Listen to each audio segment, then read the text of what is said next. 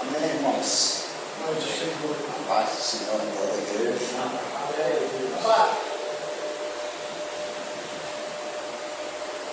Convido os irmãos a se levantarem, nos acompanhar na leitura da palavra de Deus. Creio que Deus vai falar muito ao nosso coração hoje, Ele já falou comigo durante a semana. Eu creio que vai continuar falando hoje também. Amém? Livro de Marcos, capítulo de número 13.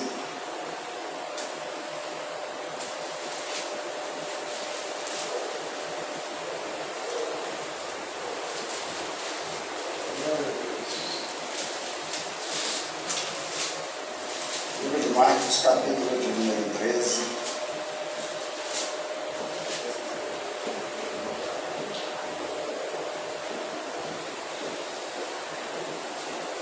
Vamos ler o versículo de número 1 até o 4.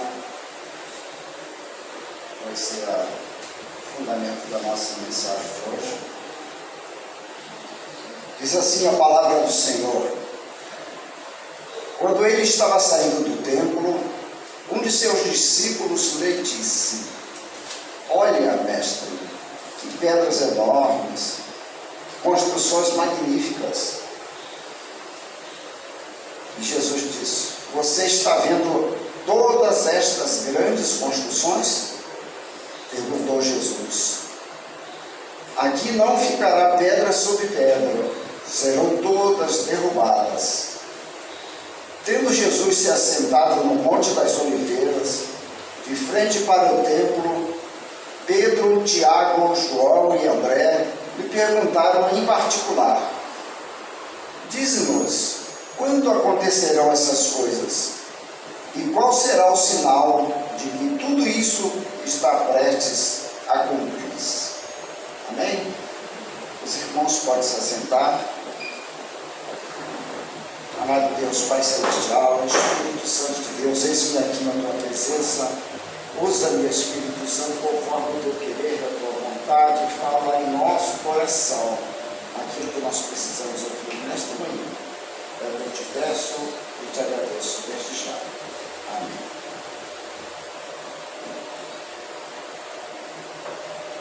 O tema desta mensagem é: em meio às aflições venceremos.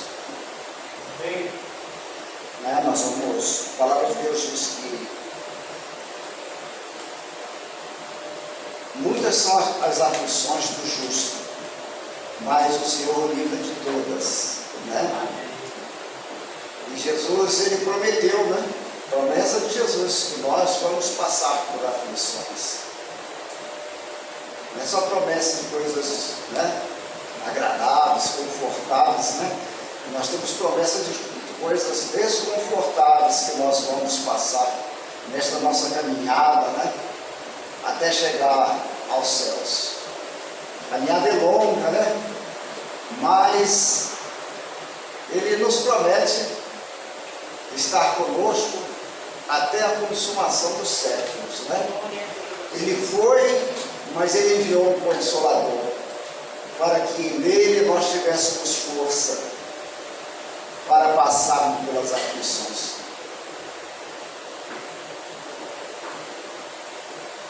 O que nós só temos que fazer, é fazer a vontade dele. Aqui, quando ele diz aqui,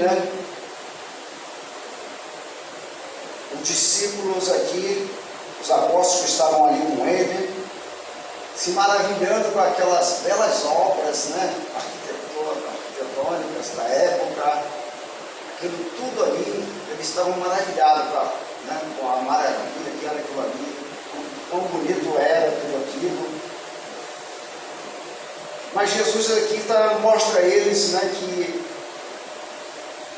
que não é só o que os olhos veem, que nós devemos nos maravilharmos.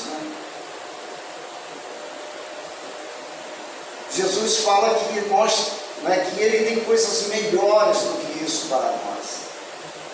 Isso tudo que existe aqui Jesus falou com ele, tudo isso vai ser derrubado, não ficará pedra sobre pedra. Porque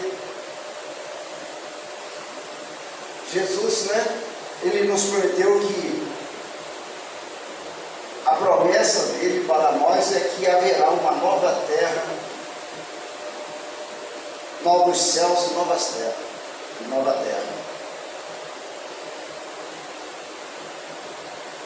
Isso aqui não é maior do que tudo que vai ter na nova terra e nos novos céus, Temos coisas muito maiores.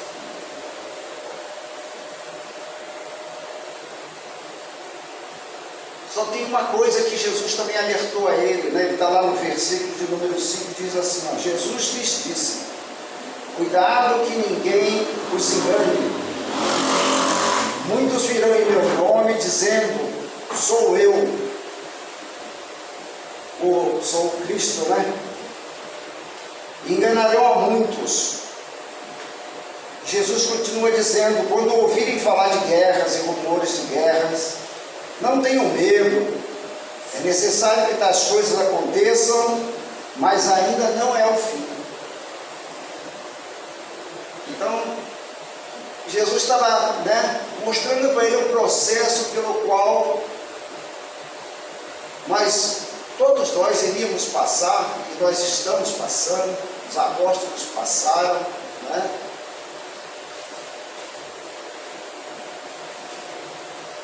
Jesus só pede uma coisa, para que a gente não nos deixe levar pelo engano, pelo evangelho de fábulas, como Paulo classificou, aquele evangelho de fábulas, que tudo é lindo e maravilhoso nessa terra. Vamos buscar comer o melhor dessa terra aqui. Cuidado com esse evangelho de fábulas, É nisso que Jesus está dizendo aqui. Cuidado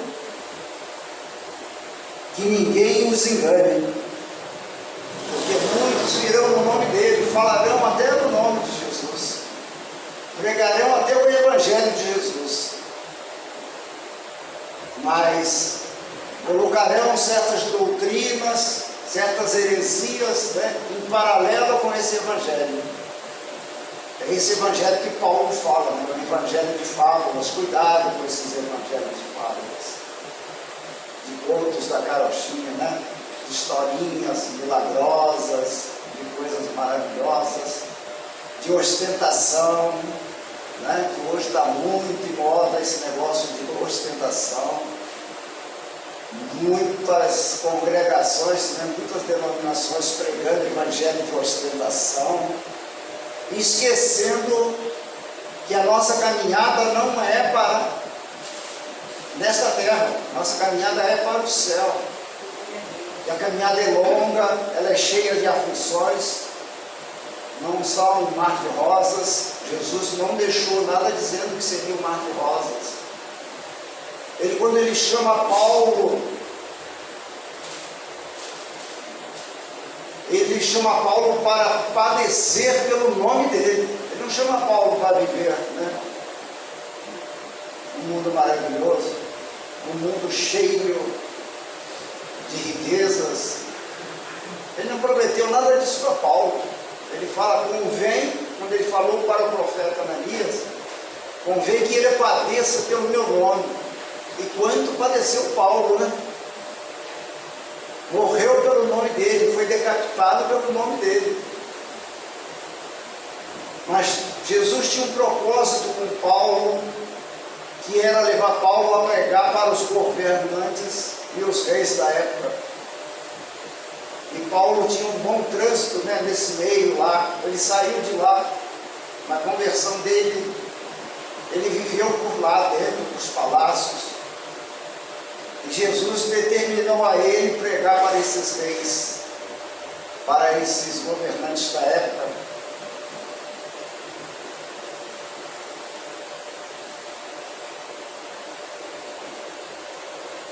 E se nós vermos lá em Atos 26, 28, nós vamos entender isso aí.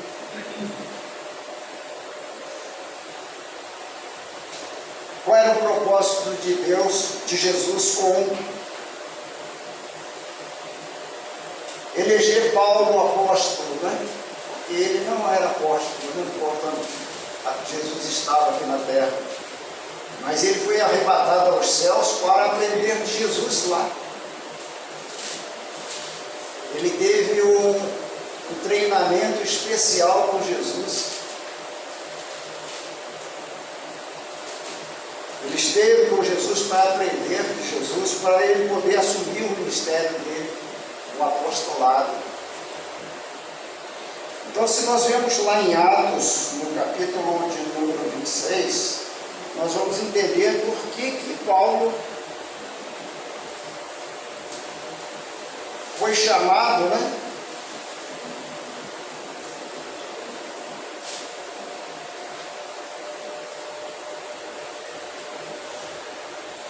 Diz assim, ó. Então Agripa disse a Paulo: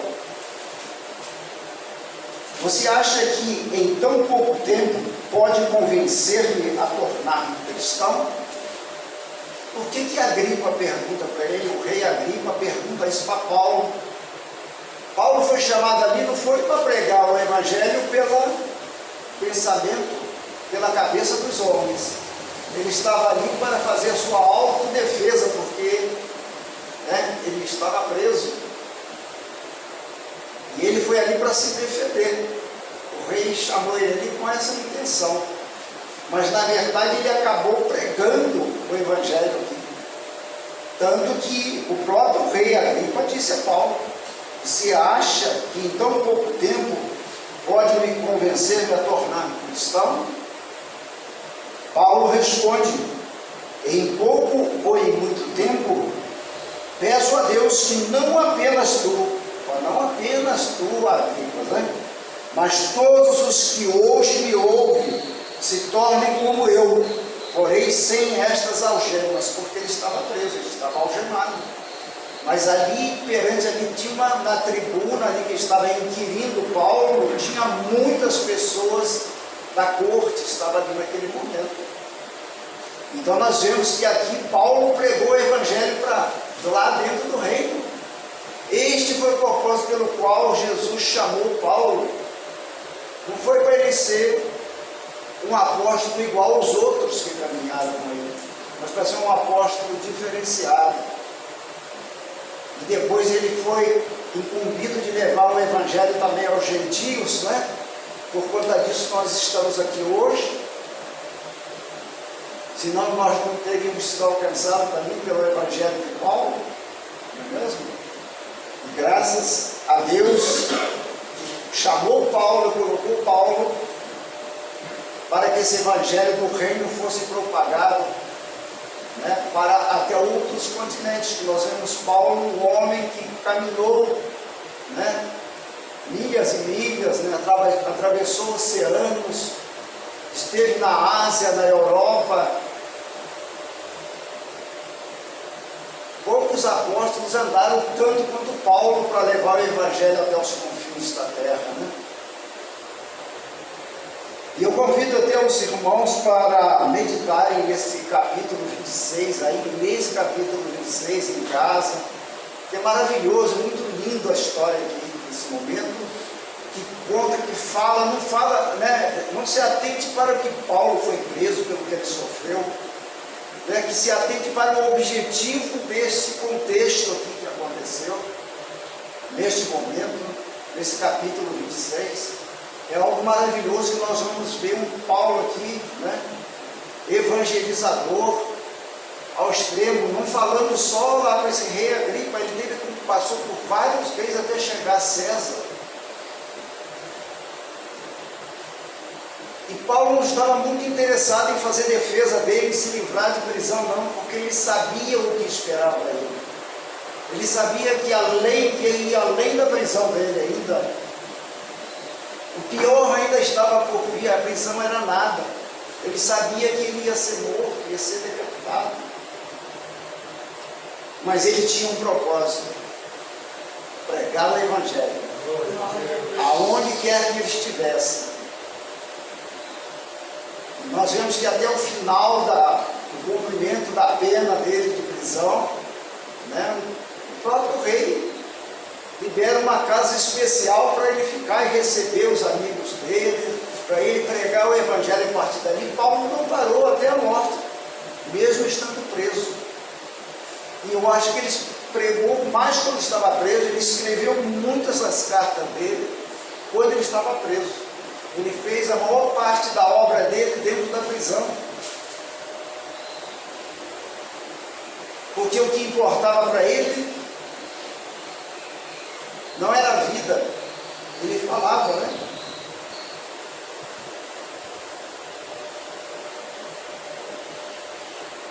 Que o morrer para ele era lucro e o viver era Cristo. Por isso ele vivia Cristo intensamente. Porque o lucro ele ia ter depois da morte. É aí que ele ia lucrar. A vida eterna, né, que ele ia alcançar. E Paulo sabia porque ele já tinha ido aos céus. Ele já conhecia o que era o céu. Ele ficou tão maravilhado quando esteve no céu que ele disse que ele nem podia falar. Tudo que ele viu lá era indizível o que ele podia ver.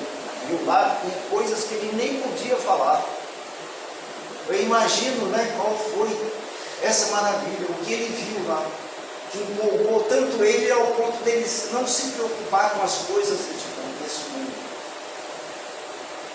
Ele falou: eu aprendi a viver na escassez e a viver na fartura. Porque ele tinha vindo de um lugar onde ele vivia em meio à fartura, em meio a conforto, mas na caminhada dele nós vemos que ele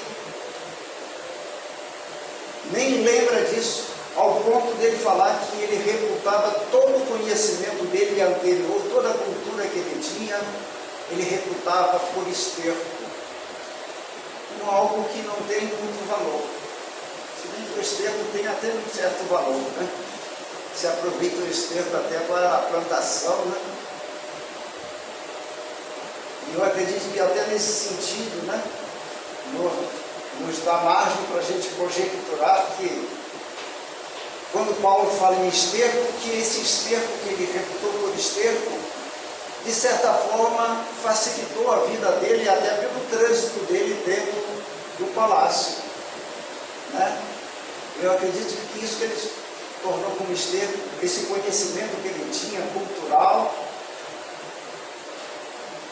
eu acredito que ele fala como esterco até para adubar, né? Para fortalecer as sementes que ele ia estar plantando, a semente do Evangelho. Né? Nos dá margem a gente até pensar nisso, não está escrito que é isso, mas quando ele fala como esterco, me leva até a pensar que, mesmo sendo o esterco tem alguma utilidade ainda, né? Esse esterco serviu de utilidade para Paulo, para ele escrever a obra, né, literária que ele escreveu, né? Ele escrevia com uma riqueza de vocabulário, e até Pedro falou, né, uma certa passagem de Pedro falou: eu estou falando a mesma coisa que Paulo falou para vocês, só que Paulo usava um vocabulário mais rebuscado, mais difícil às vezes de entender. Tal era o grau, né, de cultura de Paulo. Isso ele escreveu tanto e com tanta sabedoria que o Espírito Santo deu a ele para escrever. Uma outra linguagem agora, né, ele tinha uma linguagem anterior diferente de quando ele escreve agora, mas eu acredito que esse esterco aí serviu para adubar a semente que ele semeou, né, em tantos lugares por onde ele passou.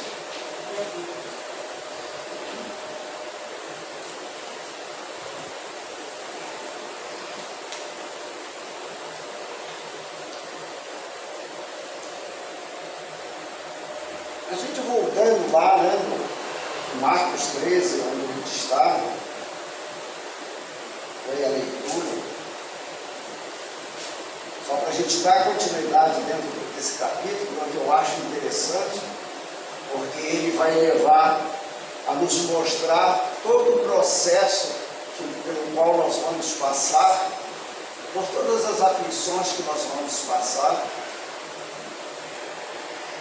para que a gente alcance a promessa do arrebatamento. Não é?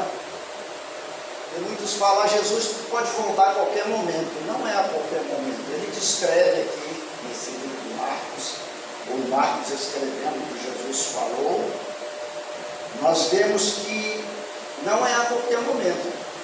Jesus coloca algumas etapas que vão acontecendo, então vai chegar um momento que vai ter o arrebatamento. Mas antes do arrebatamento, tem uma sequência de coisas que acontecerão, e é que fala aqui em Marcos, né? A gente caminhar, porque o trecho ele é bem longo, né? Vamos nos ater mais à leitura mesmo, né? Da mensagem aqui. Quando Jesus fala aqui no versículo número 10, e é necessário que antes o Evangelho seja pregado a todas as nações. No 11, sempre que forem presos e levados a julgamento, não fiquem preocupados com o que vão dizer. Digam tão somente o que lhes for dado naquela hora, pois não serão vocês que estarão falando, mas o Espírito Santo. Então aqui mais uma vez nós vemos que quando Paulo estava ali perante, né, aos seus inquisidores,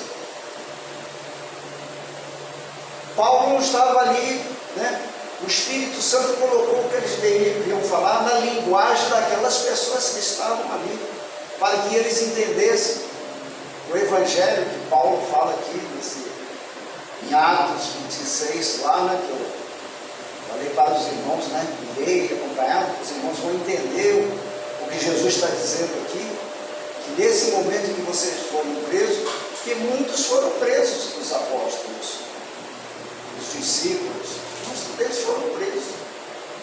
Nós vemos Estevão, né, pregando o Evangelho, falando de Jesus. Ele foi preso e lá ele também falou do Evangelho, lá ele não se ateve a fazer defesa dele. Ele não ficou com medo que ele ia preso e talvez pudesse nem sair, né? Mas Estevão ali dentro, ele pregou o Evangelho. Se vocês lerem lá em Atos, o que Estevão falou, tanto ele falou lá dentro, ele começou lá desde Moisés, desde o Egito, o povo lá no Egito, ele vem pregando, ele vem trazendo até chegar em Jesus Cristo, e aí pregar Jesus Cristo. E no final, ele é posto em liberdade, ele sai, e aí ele é morto, apedrejado, né, pelo nome e pelo Evangelho. Ele não foi morto por outra coisa. E nós vemos a alegria de Estevão mesmo, né, nos últimos suspiros, ele olha para os céus, e o céu se abriu e ele viu Cristo, né? E ele fala, né, para Cristo, perdoem porque eles não sabem o que fazem. Ele pediu para perdoar aqueles que estavam apedrejando ele. Olha só o que o Evangelho faz, né? A transformação que o Evangelho faz, ao poder que o Evangelho tem. Estevão viu o céu aberto, né? Ele viu para onde ele ia. Então, o que ele tinha passado até ali, mas nada importava para ele. Aquilo ali não era tão importante. Ao passo de ele pedir para que perdoasse, né, aqueles que estavam apedrejando ele. Inclusive Paulo estava ali presente, né? Paulo estava segurando as vestes de Estevão para aquele povo apedrejar Estevão.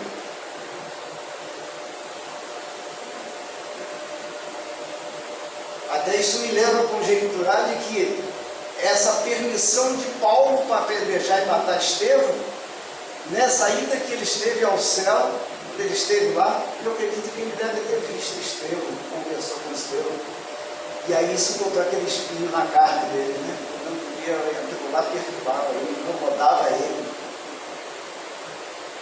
O diabo acusava ele, né? Você está falando hoje, você matou um que pregava também. Às vezes isso me leva até a pensar que esse espinho que Paulo tinha na carne era esse remorso que ele carregava de ter matado, né? Com sentido da morte do Estevão. Mas isso é pensamento meu, não está escrito, viu? Isso não está na Bíblia, é pensamento meu. Eu estou conjecturando só. Tá?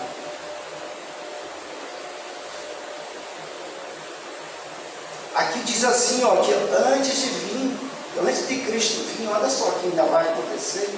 O irmão trairá o seu próprio irmão, entregando-o à morte, e o mesmo fará o pai a seu filho. Filhos se rebelarão contra seus pais e os matarão. Isso aí vai acontecer ainda? Ou nós já estamos vendo isso? Está acontecendo, né? Em larga escala, né, irmãos? Quantos filhos estão matando pais por conta de herança? Por conta de qualquer coisa? Vai matando filhos, né? Joga pela janela, mata, empurra até a criança morrer. Quantos estão presos, inclusive, por isso, né? Então nós estamos vivendo, para ver que nós estamos, né, nos aproximando desse advento do arrebatamento. Mas não é só isso ainda. Jesus fala, né, que isso ainda é o princípio. E eles falam, continua falando aqui no 13: todos odiarão vocês por minha causa. Nós não vemos isso, irmão, já? Os apóstolos, todos eles não foram odiados até a morte. Foram martirizados, por quê? Pelo nome dele. E não é diferente nos dias de hoje. Nós somos odiados por aqueles que não são de Deus, que não são de Cristo. Aquelas criaturas, né, que andam por aí, que não se tornaram filhos de Deus ainda.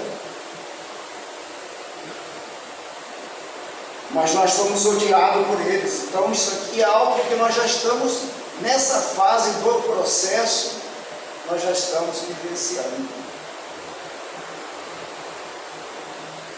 O 14 fala assim, ó: quando vocês ouvirem o sacrilégio terrível no lugar onde não deve estar, quem lê, entenda, né?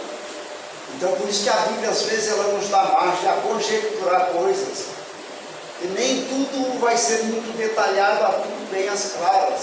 Nós temos que ler, e a Bíblia mesmo nos aconselha: quem lê, entenda. Está entre parênteses isso aí.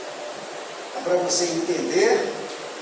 É por isso que nós estamos aqui, né? Lendo, aperfeiçoando o nosso conhecimento na palavra, para a gente poder entender. Porque nem tudo foi dito. Porque Jesus falou que os apóstolos, né, eles ainda não estavam preparados para ouvir tudo, porque tinha muita coisa que era muito pesada para eles ouvirem. Por isso que Jesus, vocês vão ouvir depois, o Espírito Santo virá para instruir vocês, para dar forças para vocês receberem palavras que às vezes até tão pesadas. Nós precisamos até da força do Espírito Santo para entender. Por isso que ele fala que ele entenda. Por que ele diz aqui, né? O sacrilégio terrível no lugar onde não deve estar. Porque chegará o dia, né, que o anticristo sentará no trono, né, dentro do templo, vai governar de lá. Isso aí vai ser, né, um sacrilégio, sentado num lugar sagrado. Ah, mas Deus poderia não permitir isso aí, né? Mas convém que se cumpra essa palavra, né? Convém que seja desse jeito. Porque senão seria tudo muito fácil, lindo, maravilhoso, né? A gente já fazer tudo, não passar por nada, não saber que ia ter tribulação, né? Que nós vamos ter 7 anos aí, né, de tribulação, dos quais a metade, 3 anos e meio, serão de uma falsa paz. O mundo vai viver uma falsa paz. Parece que está tudo correndo às mil maravilhas, a economia está tudo controlado. Está todo mundo vivendo de forma bem, tem tudo, não precisa de nada, está tudo às mil maravilhas, mas diz que serão 3 anos e meio essa falsa paz, essa falsa organização mundial, essa nova ordem mundial. Parece que deu jeito em tudo. O Salvador da Pátria está aí, né? Esse Salvador da Pátria que vai estar sentado no trono. Este é o sacrilégio, né?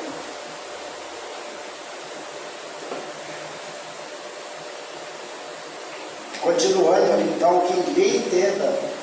Então, ou seja, depois, né, logo na sequência, imediatamente, então os que estiverem na Judéia fujam para os montes, quem estiver no telhado de sua casa não desça, nem entre em casa para tirar dela coisa alguma, quem estiver no campo não volte para pegar o seu manto.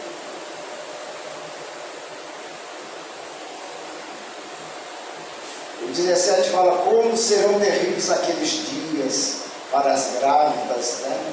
E para as que estiverem amamentando. Orem para que essas coisas não aconteçam no inverno, né? Porque aqueles dias serão de tribulação como nunca houve, nem jamais haverá, porque será o último, né? É o último evento de sofrimento tão grande na terra, que nunca houve, e nem haverá mais depois, outro pior do que esse. Esse será, né, o pico da maldade, da tortura mesmo, né?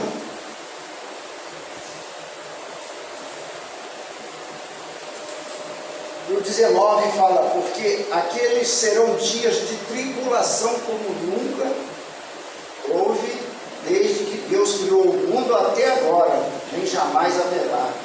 Se o Senhor não tivesse abreviado tais dias, ninguém sobreviveria. Eu creio, mas, né, as coisas aqui estão meio que ainda não muito claro para a gente, né? Quando fala que esses dias serão abreviados.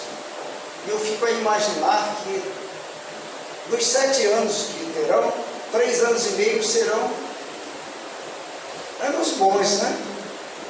Uma falsa paz, uma falsa ordem mundial controlada financeiramente. Parece que todo mundo fala: agora vai, agora acertou, o mundo é isso aí agora nós vamos viver o melhor. E aí tem 3 anos e meio aí começa o anticristo mostrar as garras verdadeiras dele. Começa a perseguição realmente para valer. E começa todo um processo realmente de tortura, de intimidação, de você tem que estar bem alicerçado, porque para você obter todas aquelas benesses que os 3 anos e meio mostrou para você continuar a ter, apoiar o anticristo, né? Você vai ter que ter o seu cartãozinho lá magnético. Eu estou viajando, está falando em cartão magnético, mas hoje as coisas estão a tal ponto com a inteligência artificial que você não vai precisar usar cartão nenhum. Está tudo aí. Talvez nem aí mais, irmão, porque o chip vai ter não só isso aí, como tudo que existe de consulta que você quiser fazer no mundo. O anticristo e toda a organização mundial sabe de cada vida desse planeta, tem tudo. Já está tudo na inteligência artificial, tudo nas nuvens.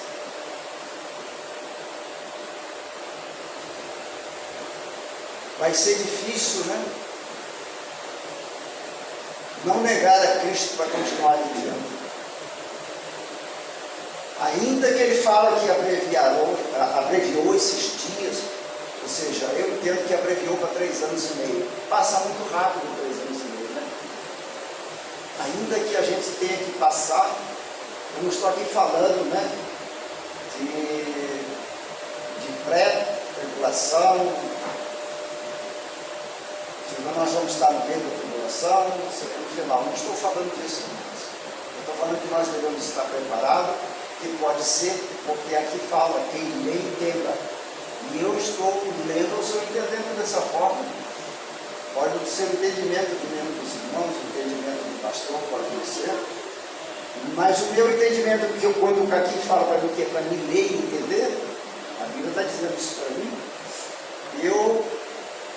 o Espírito Santo me leva a compreender que essa abreviação do tempo seja esses 3 anos e meio.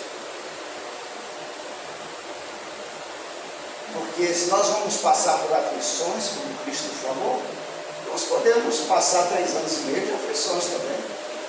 Não seria tão, né?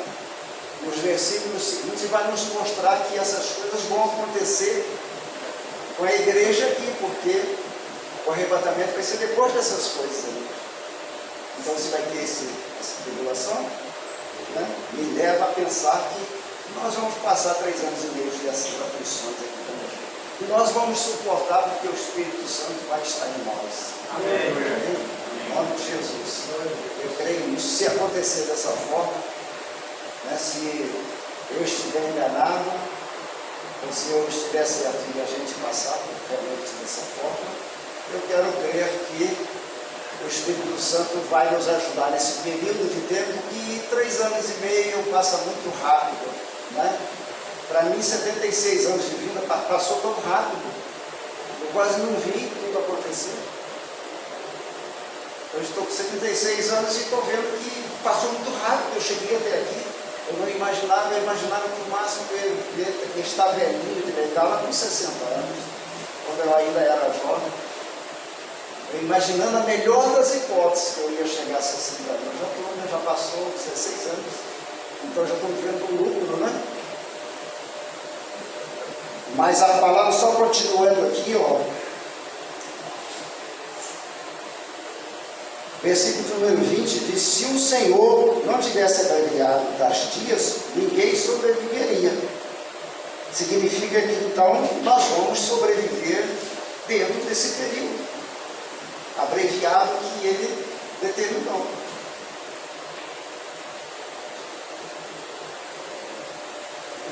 Se então alguém lhes disser, olha, tudo isso vai estar acontecendo para a igreja, né? Está dizendo aqui. E nós vamos estar dentro desse período aqui. Aqui já é depois desse período. Está falando aqui no 21. Ó. Se então como? Imediatamente após isso, alguém lhes disser, vejam, aqui está o Cristo. Ou, vejam, ali está ele. Não acreditem, pois aparecerão falsos cristos e falsos profetas, que realizarão sinais e maravilhas para, olha só, irmãos, aqui tem uma vírgula, para, se possível, enganar os eleitos. Somos nós os eleitos. Se possível, se a gente não estiver vigiando, se a gente não estiver bem alicerçado na palavra, nós podemos ser enganados. Então aqui eles chamam a atenção. Tomem cuidado, perseverem, não acreditem em qualquer coisa que vem por aí. Se falar que eu sou o Cristo, não acredita, porque ainda não é chegado o momento. Nós vamos ter mais algumas fases aqui que nós vamos ler, que nós vamos ver que Cristo ainda não veio. Ele veio nas nuvens para nos buscar. Então, se falar que Ele está aqui na terra, isso é mentira. Nós não devemos acreditar nisso, porque Ele ainda não veio. Como é que Ele vai estar aqui na terra? E aqui fala que, eis aqui o Cristo, né? Ou ali está o Cristo. Muitos vão se intitular, né? Como já apareceu de um homem aí com o nome até de Cristo, né? Lá para o lado do centro-oeste do Brasil, ele se intitulando Cristo, falando como se fosse Cristo. Então, vai aparecer essas coisas, mas a gente tem que estar bem alicerçado na palavra, entender esses eventos aqui que Jesus está descrevendo, para que a gente entenda, não é nesse momento ainda que Cristo vai estar na terra, né? Primeiro ele vem, e ele nem vai descer na terra, ele vai ficar nas nuvens, e nós é que vamos encontrar com ele nas nuvens. Então, cuidado quando pregar, que aqui está o Cristo, eis aqui o Cristo, eu sou o Cristo, uns vão se intitular de ser o Cristo, o próprio Cristo, e ele está dizendo para a gente ficar alerta, dentro, porque eles vão fazer até sinais e maravilhas. Porque as curas, esse milagre que acontece, não é pela mão do homem, pelo querer do homem, é no nome de Jesus que as coisas acontecem. Então pode ser até que tem muitos que estão pregando, está acontecendo até os milagres dentro de certas congregações por aí, mas o cabeça da igreja mesmo, ele já está no espírito do anticristo, está enganando a muitos, pregando aquele evangelho de fábulas que nós já comentamos aqui, e muitos vão estar acreditando nesses homens, porque eles vai acontecer sinais, os milagres vão acontecer dentro desses lugares, porque é no nome de Jesus que acontece o milagre. E até aquele que está recebendo o milagre é que é o detentor da fé. E é pela fé que as pessoas são curadas. Jesus curou muitas pessoas, mas curou aqueles que tinham fé. Tanto que Jesus falou, né? Pai, a tua fé te curou e te salvou. Então é pela fé. Quem não tinha fé não era curado. E assim somos nós também. Muitas das vezes nós não somos curados porque a nossa fé não é suficiente para que sejamos curados. Às vezes falta, né? A nossa fé está muito pouca. É isso que Jesus está dizendo. Por isso que ele fala assim, possível, vai enganar até os eleitos, até os escolhidos. Por isso fiquem atentos, avise-os de tudo, não, avisei-os de tudo antecipadamente. Né? Então Jesus já avisou isso tudo antecipado para que quando estiver acontecendo, a gente se lembre que ele avisou. Ele avisou os momentos que essas coisas vão acontecer. Né?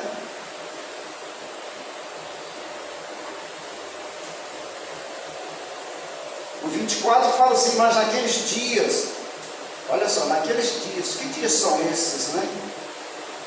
Após aquela tribulação. Então, naqueles dias da tribulação, e após a tribulação, ou seja, vai encerrar a tribulação. Encerrou a tribulação, aí vem uma sequência de coisas. Olha só o que fala, mas naqueles dias, após aquela tribulação, aí o sol escurecerá. Você vê? Jesus ainda não veio. Primeiro vai ter que o sol escurecer.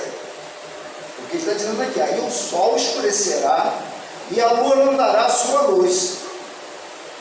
25. As estrelas cairão do céu e os poderes celestes serão abalados. Tudo isso que nós estamos lendo aqui, está acontecendo antes de Jesus vir. Então primeiro o sol vai ter que escurecer. Depois que acontecer, né, esse abalo que vai ter dos poderes celestes, as estrelas, né, que vão cair e tudo mais, imagina essa cena, acontecendo logo após a tribulação. Porque quando fala então acontecerá isso, então quer dizer imediatamente após. Uma sequência de eventos.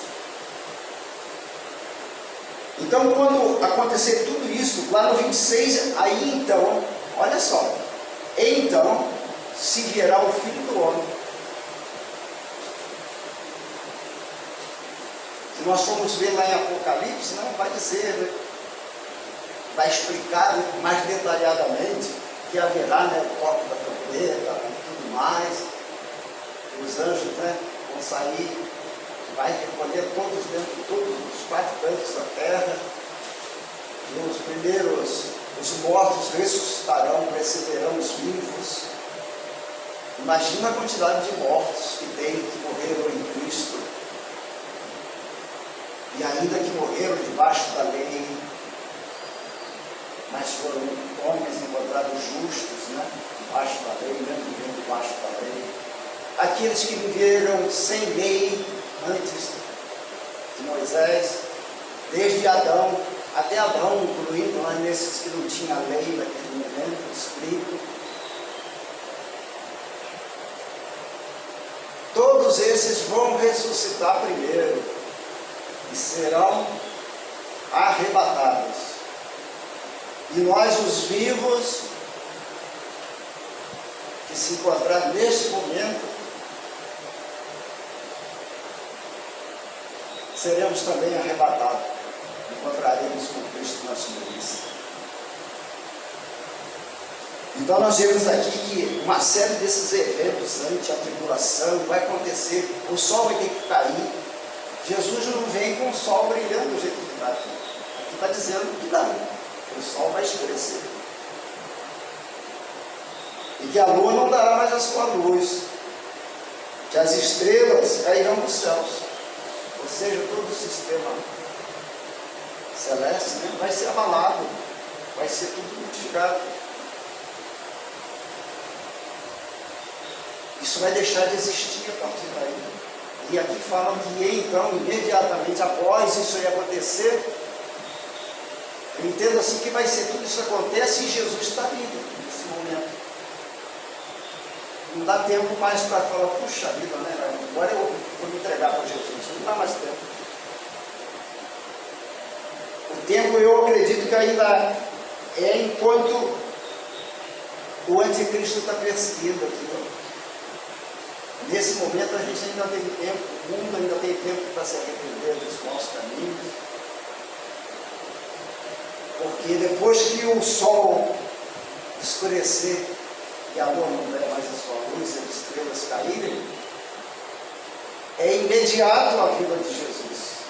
A trombeta toca muito rápido, não vai dar tempo para ninguém correr atrás, buscar o pastor, buscar uma igreja, e eu quero aceitar Jesus agora. Não vai dar mais tempo, porque aqui vai ser algo assim, ó, relâmpago, muito rápido o acontecimento, um após o outro. Então, não vai muito tempo. Porque aquilo que tem tempo determinado, que fala esse tempo de tribulação, aqui pelo menos estabelece um tempo que serão 7 anos. O profeta Daniel, né, ele citou, ele falou sobre isso, profetizou que haveria esse dia.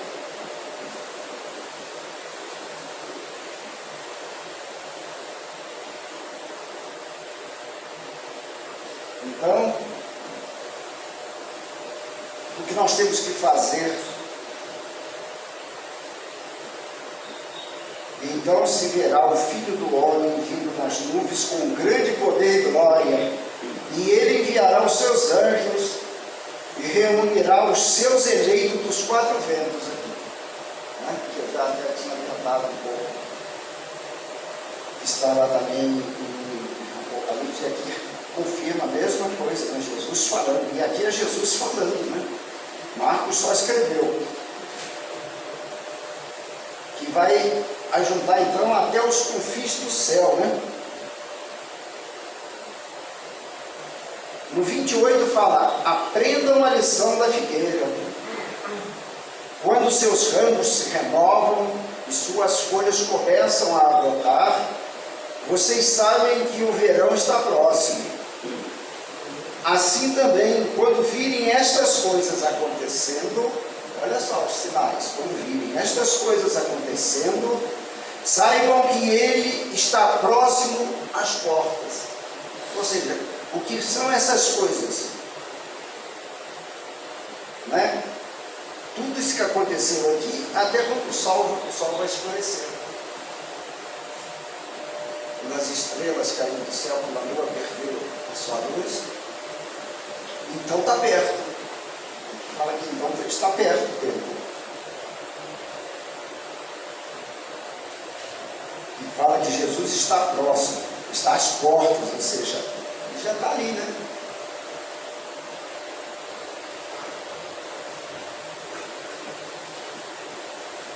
No 30 diz assim, ó, eu lhes asseguro que não passará esta geração até que todas essas coisas aconteçam. Os céus e a terra passarão, mas as minhas palavras jamais passarão. Ou seja, não haverá mais, né, depois disso, que não haverá outra geração, mas nós somos a última geração. É essa última geração que somos nós, que vamos vivenciar tudo isso aqui. Não haverá outra. Não terá outra.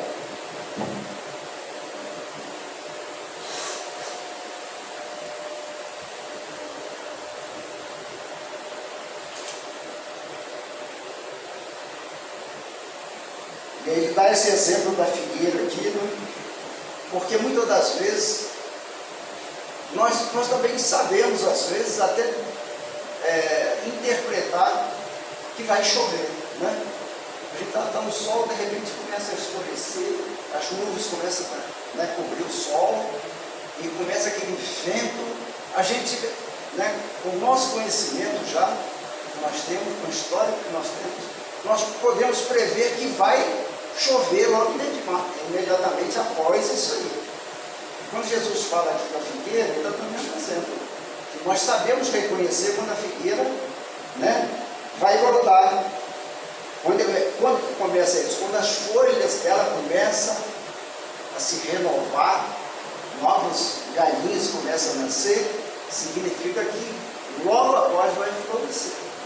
Então ele está dizendo aqui que quando acontecer isso com o sol, com a lua, com as estrelas, que a gente entenda que ele está às portas.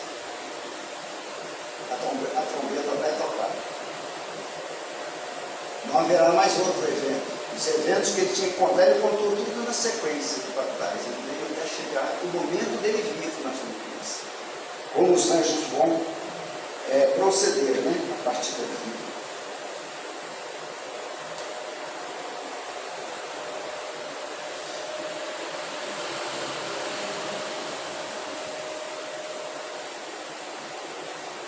Então aqui no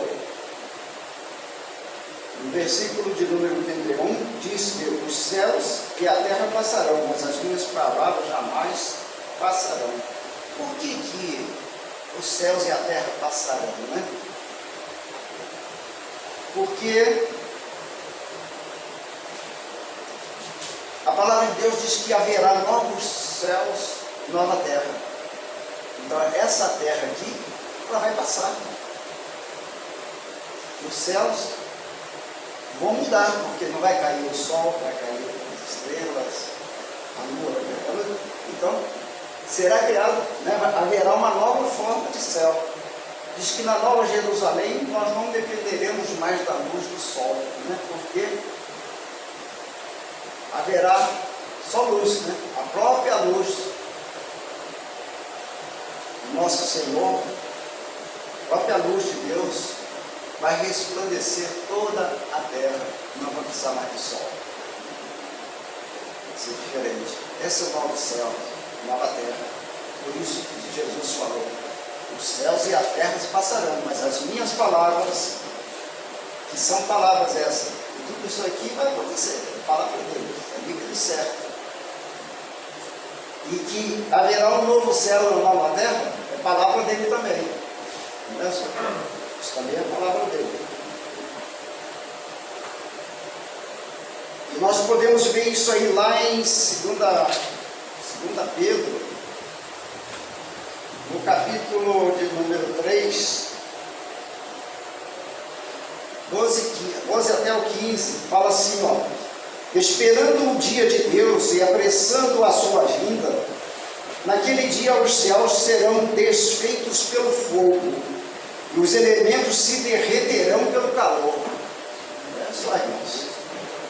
Isso é Pedro falando. Pedro estava lá em Marcos 13, quando Jesus estava falando sobre tudo isso. Pedro estava presente lá. Ele estava lá no Monte das Oliveiras. Jesus falou tudo, predisse tudo aquilo lá. Então Pedro aqui está escrevendo porque ele ouviu de Jesus. Ele não está falando tirando dele, né? O Espírito Santo aqui está colocando, lembrando ele do que ele deve escrever só. Mas ele escreve desse jeito, esperando o dia de Deus e apressando a sua vinda. Naquele dia os céus serão desfeitos pelo fogo, os elementos se derreterão pelo calor. Todavia, de acordo com a sua promessa, esperamos novos céus e nova terra, onde habita a justiça. Nós esperamos, né? Novos céus, que vai estar sobre a nova Jerusalém, aonde nós vamos viver, a igreja vai viver. Beleza? Então, aqui fala, aonde habita a justiça. Lá não haverá injustiça, só justiça. Por isso só os justos irão para lá. Portanto, amados, enquanto esperam estas coisas, empenhem-se para serem encontrados por Ele em paz, imaculados e inculpáveis. Tenham em mente que a paciência de nosso Senhor significa salvação. Como também o nosso amado irmão Paulo lhes escreveu com a sabedoria que Deus lhe deu.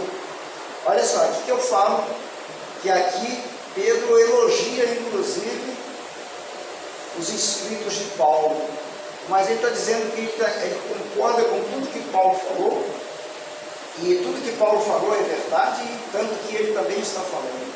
Em outras palavras, ele fala, ó, ele escreve da mesma forma em todas as suas cartas, falando nelas destes assuntos. Suas cartas contêm algumas coisas difíceis de entender, ou seja, por esse grau de cultura que Paulo tinha. Então, Pedro reconhece isso, porque Pedro ele era um homem mais simples, né?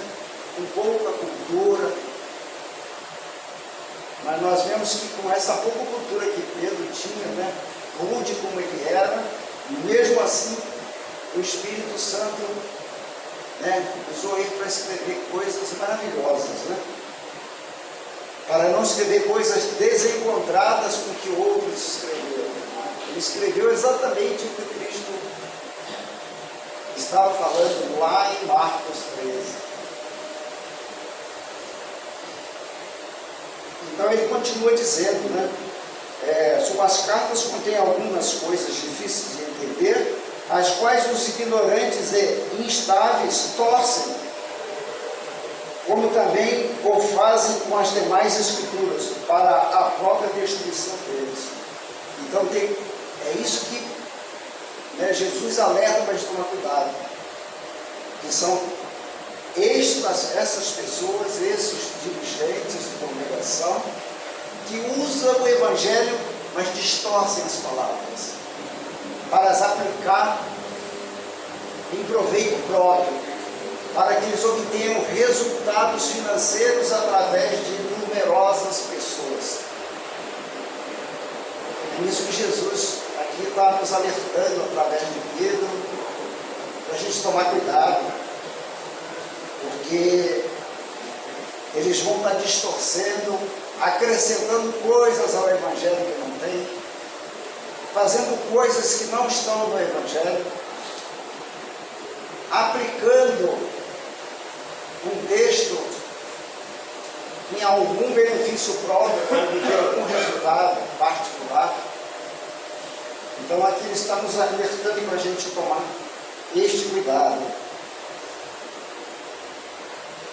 para a gente perseverar, como está lá em Atos dos Apóstolos. Nós temos que perseverar na doutrina dos apóstolos. É isso que a igreja tem que fazer.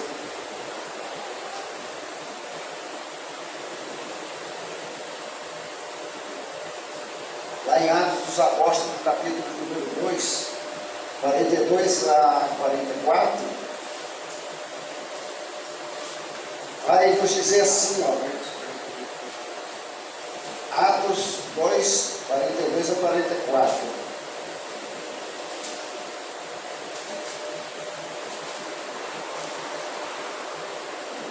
Diz assim que os cristãos, né, daquela época, a igreja primitiva, eles se dedicavam ao ensino dos apóstolos e à comunhão, ao partir do pão e às orações. Todos estavam cheios de temor e muitas maravilhas e sinais eram feitos pelos apóstolos. Os que criam mantinham-se unidos e tinham tudo em comum. Amém? Então a igreja primitiva vivia assim, na doutrina dos apóstolos, porque os apóstolos aprenderam com Cristo como que a igreja deveria se comportar. E que hoje nós também aprendemos são doutrinas, né, escritas pelos apóstolos, que graças a Deus eles nos deixaram essas doutrinas, o que eles ouviram de Cristo, eles nos ensinaram, né? Assim como Paulo fala lá no 1 Coríntios 23, né? No versículo 22, ele fala: o que eu aprendi do Senhor é o que eu também vos ensinei. Então Paulo só ensinava aquilo que ele aprendeu de Cristo. Ele só ensinava aquilo que ele aprendeu. O que ele não aprendeu de Cristo, ele não ensinava. Ele se detinha a ensinar o que aprendeu. Nós vemos aqui Pedro escrevendo também o que ele aprendeu de Cristo. E está em concordância, ele está em concordância aqui com o que Paulo também falou. Pedro está dizendo isso.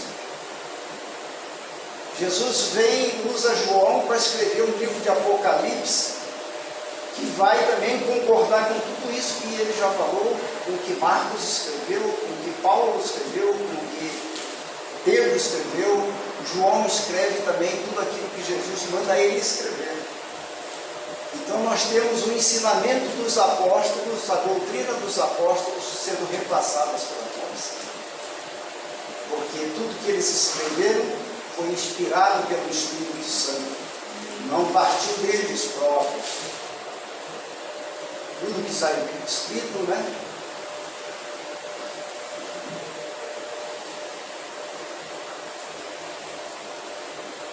Então nós temos o quê?